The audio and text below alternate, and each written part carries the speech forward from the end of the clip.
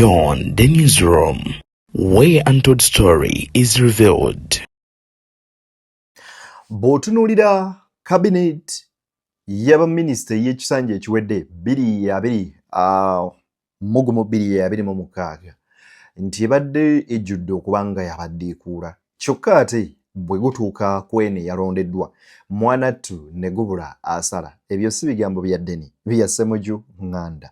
Ye agamba nti bw'otunuulira palamenti eno ne cabinet eyalondeddwa ey'abaminisita ekyamazima matuufu oyinza okulaba butya eggwanga Uganda bwe liri mu kaseera akazibu ennyo nnyini ddala. Mu ngeri y'emu Ebuvanjuba ne bugwanjuba ewaka wasigalawo ewasinga. Beyond the newsroom gwe mukutu ogukuleetera ekyo ekisinga katiranga naffe ng'oyita ku noti 774 ne noti 744 na bino bikulu tetulanga bafere tetulanga basawo ba kinnansi n'abagwa mu kkoowa eryo mwebale kutuwagira. Thank you.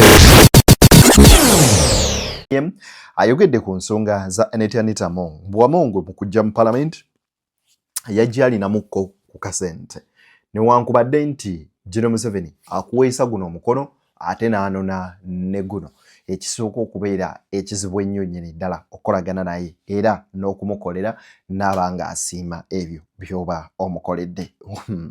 Bino nno byo weetaaga okubanga obimanya era oba wandibirabye. Bannaddiini beemulugunya eri General Museveni n'abo abakozi ba gavumenti nti abange ennaku zino bye mukola nga byo biswaza buswaza. Ono nno father bamuyita Bishop Moses, yes, aliko ebigambo byayogedde byonna mbireese era njagala mbikuwa osobole okubanga obifuna butereevu nnyo nnyini ddala. Erinnya nze Ddeni ku BTN Media Beyond the newsroom. Olunaku lwaleero Honorable Mwanga Kivumbi mu National Unity Platform aleeteddwa mu kooti okulaba nga bawulira omusango gwe nga bawulira ate okusaba kw'okweyimirirwa wabula okusinziira ku balooya be nga bakulembeddwamu Medadi Sseggona Akali Amaggwa, Kanso Muyizi n'abalala baabano mu kooti n'engeri gye bitambulamu n'ebiriyo eruuyi ebyo tugenda baate nga tubitemaatema mpola mpola. Nze Ddeni akuweereza wenkusabira n'obwombeefu obw'ekika ekyawaggulu. Video sooka ogimpere like, wejja like ejja kudduka emisinde mingi etuuke ekulisa kino omwasobola okuba nga agifuna ate era mu ngeri y'emu naawe atulaba nga gwe munooni gwe ogusoose okulaba vidiyo zaffe. Njagala okusaba mugana wange mwannyinaze twegatteko ku mukutu guno ng'osubscribinga. Bw'ona subscribinga ku Beyond the newsroom ojjaba okoledde ddala ekisinga okuba eky'omuwendo ennyo nnyini ddala era ekyamakulu. Nze Ddeni nkusaba nti gwe nno atulaba era nga otugoberera ku mukutu guno kyolina okukola kiki? Olina okusooka ne weegatta ku Like Mobile. Like Mobile gwe wenna eyandyetaaza okugula ku airtime oba okugula data nyiga bunyezi *217*543# weegulire airtime oba data gokoza Airtel oba MTN. Like Mobile bagamba ekipi ekiri mu town kyekyo teweemenya ng'okyayagala okugula airtime ne data. Weewaawo bw'oba omaliriza okukola ekyo ate butereevu nze mba sirina nsonga lwaki mba ate nemezaamu oba okubanga nkoleka mba ninakuwa buwi ebyo nno ebipya naddala ebigenda maaso n'okubanga bitambula mu ggwanga erimanyikiddwa nga Uganda era bingi byengenze maaso n'okubanga ate nkuleetera. Kansooke nkuwe katambi kano owulirize. Za Uganda zo zaabaki balukoze leero ne basiba ne mubeera mujjamu bakola tebakola misana oluusi ne mugenda ku mirimu tandi bakola luguudo ne bataaka ezimu era ne zibeera wano n'ogamba bakuluno lunanywera wayitawo meka nga lutanako omugoka n'ogamba biki baali bakozesa. Bw'otunuulira Bishop Moses agamba nti Uganda wano wetuli twatuukawo ddi okubanga okusinziira ku ye alaba nti ekyamazima matuufu gavumenti byegenda maaso n'okubanga ekola mpaawo na kimu ku byonna ate bigenda maaso n'okubeera nga ate mwanatu bikola obanga bitambula mu ngeri gye byali bitambulamu nti enguudo z'ennaku zino bazikola naye engeri gye ziganyimu okuba nga ziwangaala byewuunyisa kyokka ate nga bituufu. Bino nno byewuunyisa naffe twebuuza lwaki enguudo za kaakati tezikyagenda maaso na kubanga ziwangaala ng'ezaaluli. Anyway, kampita wano ku mukutu gwa X ndabe ku biri mu kooti. Honorable bali mwezi okay, agambye batya. No matter the challenges ahead, we are with you every step of the way. Stay strong, remain hopeful and never give up. Ebintu n'ensonga za Honorable Mwanga Kivumbi wali eri ku kooti. Anyway, ngenda banga mbaleetera ebivudde mu kooti eyo mangu nnyo nyini ddala mu video yaffe egenda maaso n'okubeera nga eddako tulabe omulamuzi ky'anaaba akoze. Kankwese muju wano tugende. Sanje kiwedde yawedde oyinza jigera performance yabadde etya yasikowalinze bw'oyagala okumanya cabinet okuweereza kwayo ne gavumenti ngambye ekisooka ya Museveni si yekola emirimu naye kale tugambe nti yadde ekola ogenda n'otunuulira ebiwandiiko bya gavumenti bya mirundi ebiri ebisinga obukulu. Ekisooka bakiyita National Development Plan 3 eyo yaweddeko notandika National Development Plan 4 kyekiwandiiko namutayiika kya peegi nga 304 gavumenti mwe yatadde ebiruubirirwa byayo nga Museveni mwekyo kiwandiiko agamba nti ebyenfuna bya Uganda buli mwaka bigenda kuba nga bikubisibwamu emirundi ebiri. Kyokulabirako bwe tubanga Uganda buli mwaka erima emmwanyi ensawo zibeera za kilo 6 ensawo miliyoni 7 kati kwe tuli omwaka ogujazekwa kubeera nga ziri miliyoni 14. Kyekiwandiiko kibayita National Development Plan. Uganda's economy eteko growing mu size kudabolinga size yayo buli mwaka okumala emyaka gino 5 eja National Development Plan okutuusa lwe tunaatuuka ng'ebyenfuna bya Uganda bikuze ekimala. Kati awo kwolina okusinziira ba ministers okubalamula oba basobodde okukola oba tebasobodde kukola. Abasinga obungi ne bw'obatuuza wano omu ku omundani kubabuuza National Development Plan bakubulira ebigirimu ne byali bateeka okusa mu nkola ojja kusanga nabo tebabimanyi. Naye ng'ate kyekimu ku biruubiru eby'amaanyi ebya kabineeti ng'ekyo bakijja mu kiwandiiko ekinene ekiyitibwa Vision 2040.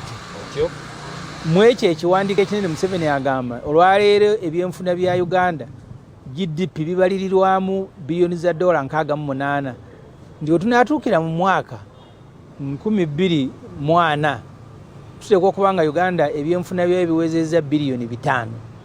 Kati gwe mulimo gw'abano kakati bw'okebera alipoota zonna ze bawandiise mu kussa mu nkola ebintu ebyenkugambye tandikira ku mirimu. Mu kiwandiiko bagamba nti Uganda buli mwaka abantu abatuuka mu myaka egikola basuka emitwalo 6 abamaze mu universities n'abakuze bukuzi nga tebasomye. Buli mwaka abatuuka emyaka egikola basuka emitwalo 6. Wenjogerera naawe National Development Plan egamba nti mu Uganda abantu abali mu myaka egy'okukola bali miliyoni 15 n'emitwalo 8. Kubo abali milimo emitongole nga BBS MTN ani bali miliyoni 2 n'ekitundu. Abakola mu gavumenti bali mitwalo 4. Abasigadde beekozesa byawe kakati nga n'abamu tebakola. Kati gavumenti egamba nti mu myaka 5 ejaggwa egya kabineti gy'obuuza buli mwaka ekiruubirirwa kyabwe nnamba emu kwali kuteekawo emirimu 8 buli mwaka.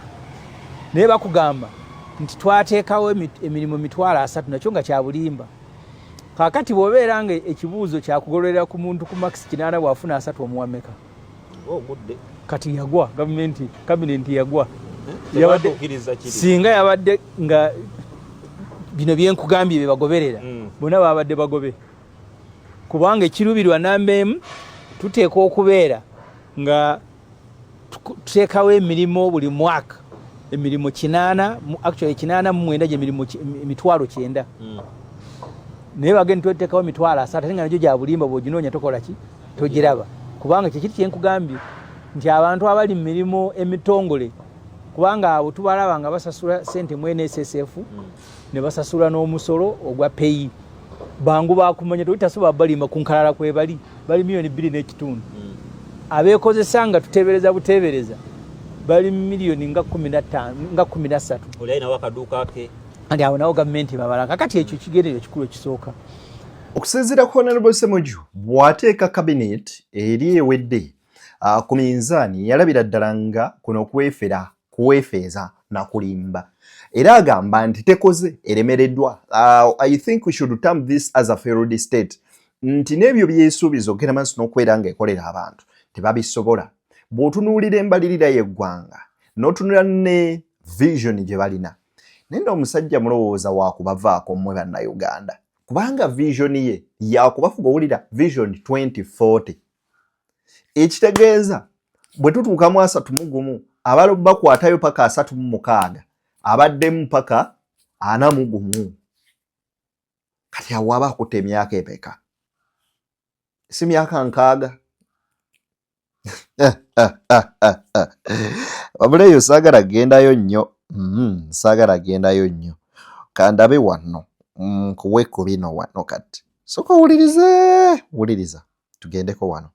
Eggwanga batusiriwaza bafulumya kabine eno nga fe abasoga batuwadde batono fe abaganda batuwadde batono fe abasiraamu twetaagisa abantu basobola kutambuza mirimu. Bw'oleeta minisita omusiraamu nga tasobola kufomulatinga poliisi na kugimplementinga talina makulu aleesa abalokole abakusinga oba okweta omulokole nga tasobola aleesa abasiraamu abakusinga.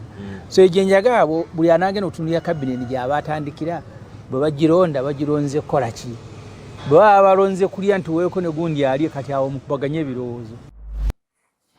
Okusinziira ku Honorable Ssemujju Nganda agamba nti twandireseeyo nnyo okutunuulira eddiini mawanga n'ebirala ebiringa bwe bityo nti kabineti yandirondeddwa ng'esinzidde ku mulamwa gwa kubeera nga bagatta ku ggwanga so si ono wa ddiini ki wanzikiriza ki ava mu famire ki mwana wani wabula bwandibadde busobozi kwe kusobola okukyusa eggwanga lino okubaako ettoffaali eririteebwako naye bwe bisigala nga bwe biri era eggwanga liba liyongedde okubeera nga linnyikibwa mu ntata. Ebyo nno bigambo bya Ssemujju Nganda.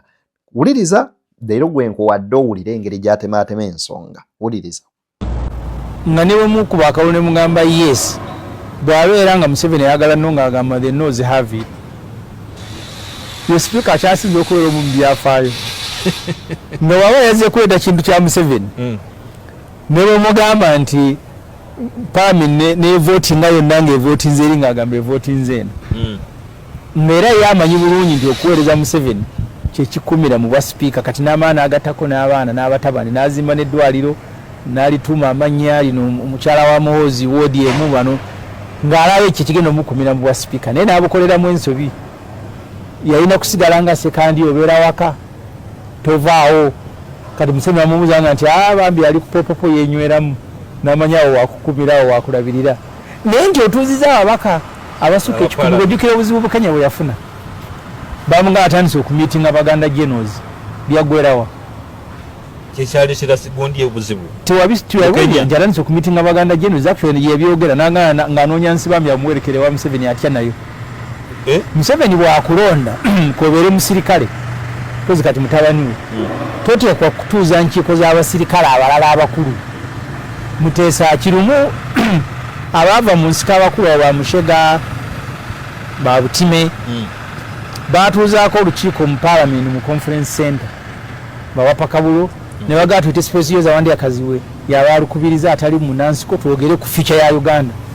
Museveni bamugaa nti batudde n'avuga motoka bali wali awo nga gusa mu lukiiko mubatamuyise naga nti n'awulirizaako naga olukiiko lulungi nnyo lwaki muwadde mundese ebweru nange ndwagala nnyo naye ate nyinayoko appointment endala nsaba olwayo olukome wano lunaddako nze njodutuuza tebaddamu kutuula kati tosobola nti oli awo otudde n'ababaka mulina bye mwogera So Anita Amongo olwokubanga talina experience ya kumanya Museveni abasinga omumanya be basekandi nze sekandi yamalako bwa speaker nenga tolumuulira nti ewo ategesera dda akabaga abaka 10 ne bagenda ne banywa chai mu makage wa Museveni mani 10 basinkana lwaki abasinkana badde boogera ki nenda Amongo ogenda kugulawo enju ebukedia n'otwala parliament yonna ogenda kola ki abaka ne beetala oli wakewo bawo bayingira bafulumu tuyinza kuwona inokubanga sekandi kuwabula kiko kati oboth alina kuyigira ku bano awo ku parliament okubanga abaka tebakwagala Museveni ajja kwagala okamala kyobola Mbabazi we yabeera nga yaweereza Museveni secretary general nga mwena ale muguba singa okukyawa nenga Museveni gwayagala wamanya nti nze kaka tuguweereza kati oboth mulimu gwo ogusooka alina okakasa n'okutulugunya abaka abeere nga tebamwagala Museveni ajagala kati mfunye speaker omutuufu alina okubanga yeeyisa bubi eri ababaka bamukyawe abatulugunye bw'anaawulira nti abaka batandise okwagala oboth bayimba oboth buli gy'olaga mulindeko ekinaddirira akibuuza wapaka lwakuba ndi kati yafa wapaka wetalina kyeyakola tiyali corruption Museveni tiyamunganya na myaka 5 okuggwako egi gumu 2-3-5 n'amugja kubwa speaker n'amugamba nti wali ofuke national political commission okolera yabanga movement kati oboth alina kuyigira ku ebyo bwokola talina kuddamu kola kati pate owe waka abaka bajenga bibi balaba kabana yamugamba nti gwe speaker ezo kati alina zimala bwova obanga sekandi n'ogenda kuponoonya omwenge gwo n'oddeeka abaka ne bagenda wa Museveni ne bacomplaininga speaker tetumulaba speaker ne watwitako olumutatubuuza ng'agamba nti kati yajja kukola omulimu newanamulya nti ali awo n'ababaka batudde ababaka bagamba baagala nsako yaabwe gitereeza oboth abakakasiza ejja kubyongeza oyo manya ntajja kuwangalako kuba speaker. Bw'owuliriza ebigambo bya Honorable Ssemujju agamba nti obwa speaker buno bwafuuka bwa munju oba bwafuuka bwa kuweereza Senkulu Mmandwa atya nti the moment gwe wookolera ebibyo ogezeeko obeeko akabinja k'otondawo oba obeere royo eriiba okulembera definitely awo biba biganye kubanga omukulu oli aba si musanyufu yadde akamu n'akeddagala essaawa yonna aba alinda ddi era wakukwatirako mu nsobi yonna abamu tabalinda nabbakwatira mu nsobi wabula abajjawo era agamba ekyaleetera Anita Amongo okubeera nga kimusuula mu ntate kwali kwagala kubeera nga azimba obwakabaka bwe masekkati mu bwakabaka bwa Senkulu Mmandwa. Nze Zeddeni wuliriza emboozi wekigeraageranya n'ebyoyogera kirina ekifaananyi kyekisiiga Moses Ali yamaze akabanga nga mulwadde alina emyaka noza kati 87 naye amaze akaseera nga mulwadde niye tiyalina mulimu gwe baamulonda ne bamuwa bamugamba nti second deputy prime minister and deputy leader of government business kati ogwo mulimu ki era ogenda gulabirawa naye bbanga alimaze nga ddwadde nga mulwadde ng'olumu ajja obulwadde ne bumukuba n'atabuka nga naye toyagala kubeera waali kati ndowooza Museveni n'akoowa okubeera naye kwe kulonda mutabani we namugamba nti Kasabye akulya omutabani anaabireeta kukyokwegendera mu katale ogula ennyaanya zituma omutabani kati abantu abali mu gavumenti ya Museveni abasinga obungi bwe batyo bwe bali nze lumu nakyalirako Otafiire mukwano gwange yampita n'engenda ku internal affairs awo bwe ntuuka Otafiire ye yali ampise nanga ripooti yange eriwo ne mugamba ku ki lwajjukira nti yadde atekwa kuyita muntu mala yayiseemu Ssemujju ne mugamba netolowooza nti ku myaka gyo okaddiye Otafiire nangamba bwe naava kuba minisita nja kufa kati bwa minisita yafuuka nga jjiini emuyambako kuva ewaka najja mu ofiisi nadda ewaka era tumazeeko palamenti emyaka 5 ng'emirimu agituma David Muhoozi Matiya Kasaija yali minisita mu 8 abantu nze 8 nalina emyaka gyali 6 ngenda kuweza 7 nga Matiya Kasaija minisita nali natera kuweza emyaka 7 nga Kasaija minisita kaakati aba minisita w'ebye Henry Musaasizi ate nga adagikola bulungi obula abamwongeddeyo ne kuranka kati mulimu abatonotono abalina bye bakola naye abasinga obungi mu kabinenti ya Museveni abalonda kusanyusa abantu tabalonda kukola mirimu giteekwa kukolebwa. Ebigambo byo bibadde bigambo era mubiwulidde bulungi wano wennyini we muba munzikiririza banywanyi ate era mbajjukize nti tutambula ne bannaffe aba Laika Mobile bakugamba nti ebibuuzo by'obadde olina mundaayo butya bw'ogula data, butya bw'oyinza okugula airtime, byonna biddiddwamu. Nyiga *217 *543 hash osobole okugula airtime ne data ng'okozesa oba Airtel oba oliko MTN ate kijja bakikutambulira bulungi. Erinnya nze Deni, Beyond the Newsroom gwe mikutu kwoli, nkujjukiza nti tulina omukutu gwaffe omujjo gwa Deni exclusive, tukuterayo emboozi enyovu ennyo ate ziweetaaga okuba nga olaba ku mukutu ogwo. Wansi mu comment section wetukuteredde link gitapingemu ogende butereevu subscribing tulabe ne ku mboozi ezo. Weewaawo wano wennyini wensinzidde bagamba nti mubeere bulungi, mweraba, mbagaliza ebyo bimusingawo okunjagaliza.